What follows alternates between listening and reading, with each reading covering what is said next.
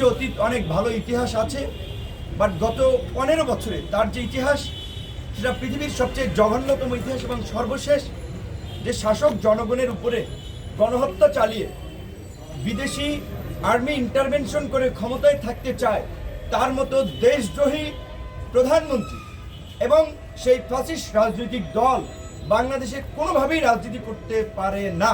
সেই জায়গা থেকে পরিষ্কারভাবে আওয়ামী লীগকে নিষিদ্ধের দাবিতে এবং প্রধানমন্ত্রীকে দেশে ফিরিয়ে এনে বিচারের মুখোমুখি করার দাবিতে সমগ্র দেশবাসী আন্দোলন করছে, প্রতিবাদ করছে। কাজেই সেই সময় যদি সরকারের পক্ষ থেকে, যেই সরকার জনগণের ম্যান্ডেট নিয়ে, জনগণের সমর্থন নিয়ে আমরা যাদেরকে ক্ষমতায় বসিয়েছি, তারা যদি জনমতের বিপরীত কথা বলেন, তাহলে একটা প্রতিক্রিয়া তৈরি হয়। আজকে এই বিষয়টা আমরা তার কাছে জানতে চেয়েছি আসলে কি, এবং বর্তমান প্রেক্ষাপটে